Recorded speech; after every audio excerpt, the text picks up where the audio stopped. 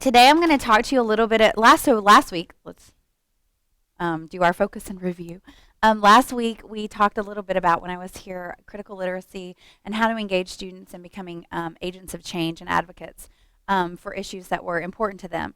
Today I'm going to give you more of a practical way to do that. So I kind of gave you the theory behind that last week, and today I'm going to talk to you about service learning and how service learning can engage students in becoming advocates and agents of change within their communities. We all know how important the communities in which our schools are located and where our students come from are to, I don't want to say the success or failure of a school, but the success or failure of a school. Sometimes schools are located in places where students can walk to the school, and the parents are located nearby, and there's plenty of businesses that can contribute to specific needs of schools. Sometimes schools are located in areas like business parks where no students can walk to school and have to take a bus, and there are no businesses or groups that are willing to help the school, or we don't tap into those resources. And today what we're going to do is talk a little bit about how we need to think of our schools as members of a community, as parts of not only the geographic landscape, but part of a small society or a microcosm of a larger city. I am going to be talking to you about service learning, which is my jam, for lack of a better word. I really love service learning and fell into it kind of by accident. When I was in graduate school, it came as part of my interest in critical literacy and thinking about how to develop critical literacy with my college students. And so I taught a course called Service Learning for Educators, and really learned about the theory of service learning and how it could benefit underserved populations within all communities. So today I'm going to talk to you a little bit about that. This is going to be an informal kind of presentation because I'm interested in hearing what you are doing, because like critical literacy we talked about last Thursday, I'm sure some of you are doing service learning, but call it something else. So I'm not going to preach to you. I welcome anything that you want to share as well.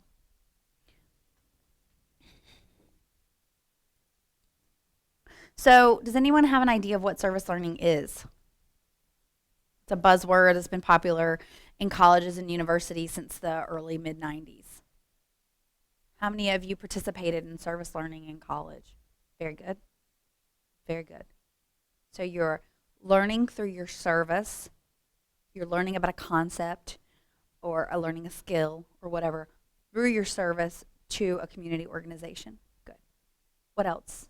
I saw a hand or eyebrows go up over here. So it's a project-based learning, experiential, very focused on the theory of John Dewey that we learn better by doing. How many of you were required to participate in service learning activities in college? You had to do 30 hours of service learning. I'm not quite sure whether or not that was actually service learning or community service or volunteerism, because it's looked upon in different ways, and we'll talk a little bit about that. So, as a philosophy of education, service learning reflects the belief that education should develop social responsibility and prepare students to be involved citizens in a democratic life. So, service learning seeks to understand the reason that certain organizations are there. So your Lily Sarah Grace Foundation, we seek to understand why there is a need for the Lily Sarah Grace organization. There is a need because there's a lack of arts in the schools, right? And so Lily Sarah Grace Foundation, is it called the foundation or fund? Either or. Okay. Seeks to serve that need for that underserved kind of area within a school. So Lily Sarah Grace could be an organization with which we could engage in service learning. And we would learn about the need or the lack of arts in school, and we will learn about how that need is fulfilled through organizations such as this. As an instructional method, it involves a blending of service activities with academic curriculum in order to address real community needs while students learn through active engagement. So at the college level, which is where I teach a service learning course for educators. It's called Citizenship and Education, to first-year freshman students at UNC Charlotte, in which we go to a middle school in Charlotte, and we learn about education through our experience with serving that community there. We work with a team of students for an entire semester from the middle of January to the beginning of May, and we ask them, not just the teachers, but the students, what are your needs? What are your fears? What are your worries? What do you want to change in the world? And we work with them to create a service project. But we also learn about the issues that are of middle grades education while we're in the school observing, while we're talking to students. We learn through our experience with them, not just from a textbook. So my students learn so much more about middle grade students through this experience than they would just by reading a textbook or sitting in the back of a classroom doing clinical observations. They go to the school, they participate in mentoring activities for the first 45 minutes every time we go. Then they serve the teachers. They make copies for the teachers. They run errands for the teachers. They do all kinds of things for the teachers. Then we have our class there in a classroom at the school, and we discuss what we viewed. We discuss what we learned, and we relate that to the theory we're learning about in class. And we're learning the theory of urban education, as UNC Charlotte is the Urban Education Institute or school. So we're learning about these issues that these students are facing through reading Jonathan Kozol and Ron Suskind and the books that Crystal and Dr. Glover talked about last week. And then they're learning about it. They're seeing what these kids are facing firsthand, and they're talking with them about it. And then they're engaging in a service project based on the needs of these students. So last year, for example, my students engage them in conversation. So what's going on in your lives? What concerns you? Bullying. From the moment they walk out the door, and sometimes within their home, from the moment they walk out the door, walk to the bus stop, get on the bus, ride the bus to school, get off the bus, walking to school, into the classroom, walking through the halls, going into the classroom, going about their daily experiences as a middle school student, getting on the bus at the end of the day, riding that bus home, walking back to their houses, and sometimes going into their houses, they feel like they are being bullied. And they are bullying. But they don't recognize that.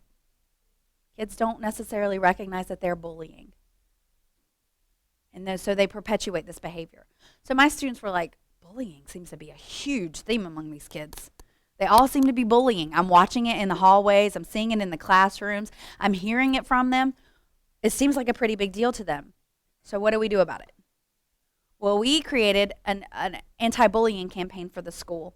For an entire week, we engaged the entire school in activities to think about bullying and the outcomes of bullying and what bullying really is and how we might change it and how we might, envision and develop a culture of support as opposed to bullying.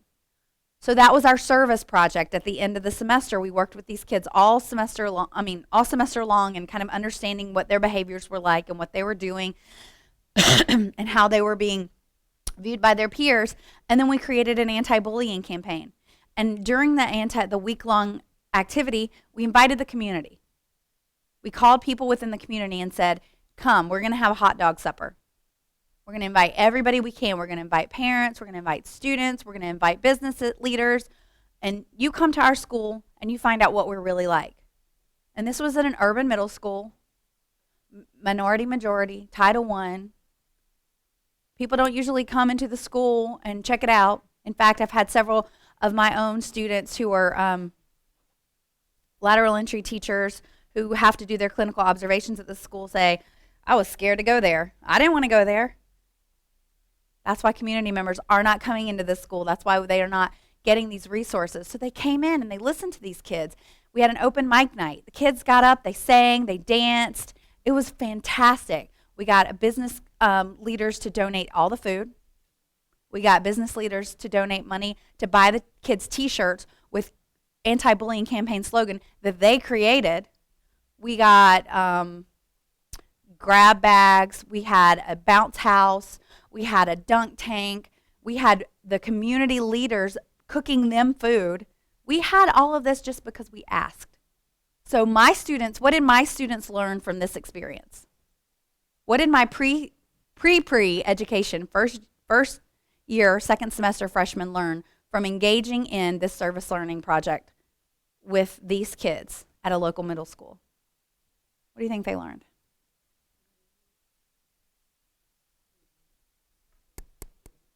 The theory works sometimes. They learn not to look at them as what? Those kids that they were scared of. What else? They learned that the community will help if you ask. If you just ask. Yep. I didn't have time for all that. Right. They learned how to approach community members, business leaders, and say, hey, these are the kids that we're working with. We would love for you to meet them. They learned about support networks of teachers because we couldn't have done any of this without the teachers saying it's okay and the principal saying this is okay. We could not have done any of this without a community within the school too. And then what we learned afterwards when I did a program evaluation is that the teachers that we were working with were like, can you guys be here all year? I've worked with the school for 3 years, but they're like, can you be here all year? And I'm really trying to make that happen. I'm really trying to involve some of my classes at this school year round instead of just for one semester, because just one semester means what happens? At the end of the year, it's over. But my students over the past 4 years have returned to the school and have been lunch buddies with the kids. So they're learning a lot about not only issues of education, but adolescence and what adolescents' brains do and how they work. And how if you engage them in conversation and just talk to them and get to know them, they're, real little people and not just people you order around. So that's an example of service learning at the collegiate level. So Deborah had said that it's, service learning is volunteerism. It is volunteering, but it has to have that service component, and there has to be a community organization, and you have to have feedback from both sides of the equation. You can't just go in, so it's not community service. What do you equate community service with? Jail, parole, being punished. So it's not community service, but it's going and having a conversation with organizations and finding out what their needs are and how you can address their needs without stepping over any boundaries and working together to achieve these needs and to get the students to learn something through this experience. So it's not volunteering, although you are volunteering, but it is learning. And those two components have to be present. The social benefits of service learning include getting participants to be more prepared for diverse settings. Obviously, in a teacher education program, to have students understand or engage with diverse backgrounds that are different than theirs. So development of cultural competence. With elementary, middle, and high school students, it gives them the opportunity to go into a community and find out the divergent perspectives from people living within their community. Socializes new teachers in ethical and community obligations of teaching. So for teachers, if you are participating in service learning or engaging your students in service learning, it helps you to understand what community resources are out there or what needs there are within the community from which your students are coming. It engenders a sense of tolerance and appreciation of diversity, increases awareness of the factors contributing to students' lives outside of school.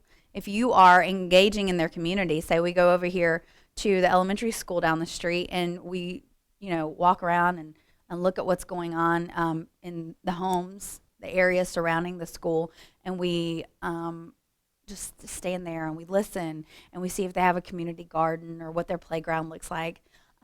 You learn a lot about these kids. What resources do they have? What resources are not there? we learned that there's not a grocery store. Well, there is that grocery store right here, but there's not really a grocery store right in the area. So where are they getting their food? You learn a lot about students by participating in their communities. Creates an opportunity for a more dialogical classroom. So you get these kids out planting a community garden, and you're going to have a lot of conversation in your classroom. Today we did this. Can you believe, did you see all those creepy crawly bugs on the floor? I mean, if they're elementary students, they might be like that. And then they're going home and they're telling their parents and they're getting really excited, and they're not going to forget that. They may forget the plant cycle. What is it, the plant cycle? Who's science? Well, you teach it all, don't you? The cycle of life of a plant, right? If they learn it in a book. But if they are actually engaged in, planting the seed, watering the seed, watching the plant grow, harvesting the whatever is growing, and then using that, they're actually going to remember that for the rest of their lives. I think you guys do some kind of units on that as well, right? Okay. Provides the impetus for hearing from K-12 students and problem-solving issues related to their lives. You engender this sense of agency within these students and helping them solve their own problems if you can get them to problem solve. So through service learning. So they can develop this problem solving skill through the activities you're engaging them in. You have to use caution when engaging in service learning. You need to include all the viewpoints of all the stakeholders. So your principal, your community, the organizations with whom you're working, if you're working with an organization, the students. Make sure the partnership and activities are authentic. I remember the first time I ever engaged my students in what I thought was service learning. It was a recipe contest through the Greensboro News and Record that our students were going to do. We were going to post an ad in the Greensboro News and Record, so that covered the writing of an writing of a newspaper ad. And then we were going to communicate with the advertising section of the Greensboro News and Record and try to get that into the News and Record, so they had to learn how to communicate with a business. And then we were going to hold this recipe contest. And then once we held the recipe contest, the winning recipe, we were going to go cook for a local women's shelter. Did we ask the women's shelter? Nope. Did more than one person submit a recipe? Nope. It was just a nightmare because I didn't know what I was doing. I didn't even know this was service learning. I just thought, oh, this will be exciting and interesting because my students thought this would be exciting and interesting. So there's a lot of failure involved usually in the beginning stages of service learning, and it takes a lot of practice to get it right, and it's a lot of work because you have to make sure these experiences are authentic for your students. You need to follow the principles of good practice, and by that I mean do unto others as you would have them do unto you. You have to think of everyone as equals, and you have to communicate that to your partners. Require a critical examination of the social structural issues that are there so that cause this need for a community organization. An underserved population is served by this organization for a reason. So for example, when I taught a service learning for educators class, some of my students volunteered at this place in Durham called Hoop Dreams. Has anyone ever heard of Hoop Dreams? It's an organization for the siblings of kids with life-threatening illnesses. So these kids are in the hospital a lot, and so the siblings of these kids really don't get to participate in regular basketball teams or soccer teams or doing what they would do normally when they're at home because they're oftentimes in the hospital with their siblings. So Hoop Dreams provides an outlet for these kids, the siblings of kids with terminal illnesses, and gives them access to basketball camps, gives them things to do on Halloween. And so my students hadn't really thought before about, and my students were pre-service teachers, about how their students might be the sibling of a child with terminal illness. Hadn't really considered that before. So there was a need in the community or in the area for activities or support for kids who are going through this emotionally challenging time. So this is an area of need that we don't always consider. So, what you are going to do when you think about service learning is look at why there's a need in the community for such an organization, and talk about with your students why that need exists. Engage in advocacy and development, and prevent students from developing a savior mentality through dialogue. So oftentimes, anytime people do volunteering, they think, oh, we're going to go in there and we're going to save them, we're going to help them, we're going to do everything we can for them. But the truth is, they may not want us there. That's the truth. They may not want you there. So you have to teach your kids, your students, to get rid of this idea that you're saving them, but you're working instead you're working with them. Not everybody needs to be saved. We just need to understand the motivations. What? Not everyone needs to be saved. We need to understand the motivations and the factors that underlie issues. Right? Okay. All right. Thank you, Kareem. You just made my whole day. You're awake. Woo! Okay. Here's an example of a service learning project with a public school classroom. It's called Clean Up Our Streams. It deals with environmental science and English classes. So the curriculum for an environmental science and an English class. And I'm sure you could probably throw in geography. You could probably do social studies, find a way to link this to social studies, and maybe even math. So this could be an interdisciplinary unit. Youths began a program to clean up and prevent the pollution of a local stream. To prepare for the project, they took classes about waste or runoff water from local neighborhoods and how pollution from this runoff water can negatively impact the flora and fauna of local stream habitats. They created flyers highlighting the dangers posed to plants and animals when residents poured certain substances like antifreeze into the neighborhood drains. Or, they changed their antifreeze and washed it down their driveway or whatever into the, the stormwater drains. These flyers were placed in mailboxes in order to educate the residents of the community. So who is the community agency here? Who is the organization? So the school is students in the school are working to educate whom? Or learning and educating whom?